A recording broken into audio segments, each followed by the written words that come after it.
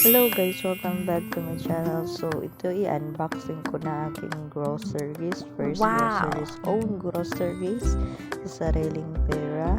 This 2020, this is my first grocery in 2025. So buksan na natin ang unbox tayo. So nandyan sa mga babae, hindi mawawala talaga yung na modest.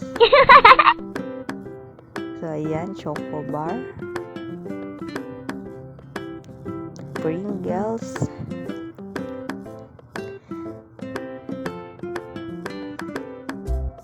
yan, idodonate ko yan sa simbahan namin, yung kandila, kaya pinili ko talaga yan.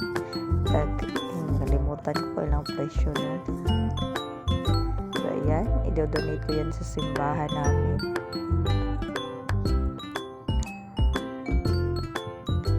Meron din tayo Nestea. Binili ko kasi uhaw na ako. Gusto ko nang uminom.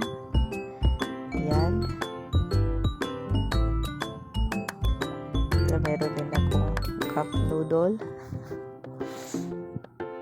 Yung cup noodle ko, na tinatago talaga. Nahiya. Yan, may gelata tayo. Ang gusto ko sana bilhin yung mga wants ko, yung mga chocolate. Mature. Pag nasa mature ka ng edad, gusto mo lang talaga yung mga kinakailangan, hindi meaning kasi yun, yung mga wants na gusto mo. So, ang dami kong gusto doon, mga chocolate, mga pagkain, pero ang iniisip ko kasi mas gusto ko yung mga needs sa bahay or sa needs na kinakailangan talaga, like ganyan, mga sabon. Mas maganda kasi kaysa laging merong times na may wants ako pero yun lang to, yung Choco Bar lang, Nestea yan lang. Kasi nga mas prioritize ko kasi yung mga kinakailangan kasi sa wants ko. Mga kinakailangan kasi yung importante like sabon. Kasi daling maubos ng mga sabon. Yan, kapag matured ka na talaga, mas piniprioritize mo yung needs kaysa sa wants na gusto mo. Like, gusto ko sana yung chocolate, yung mga gift goods, sa mga Valentine's Day na chocolate, yung mga bilog, 132 plus lang yun. Lang. Yan, tinitingnan ko yung resibo. Kung ilan na pamili ko. Mas kailangan kasi yung needs kaysa wants natin, kasi yung wants pag sarili lang natin yun, kasi my favorite is chocolate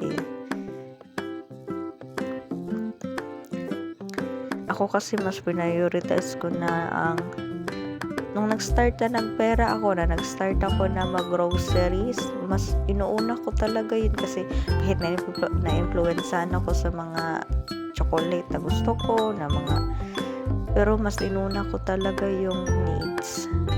Kasi nga, once na nag-try ako ng grocery sa sarili kong pera, needs talaga yung inuuna ko, hindi wants na gusto ko. Meron times na yung lang, para fair. Minsan fair din ako, minsan kahit maliit lang yung wants ko, basta mas marami yung needs na kailangan. So, ayan guys, patapos na this vlog.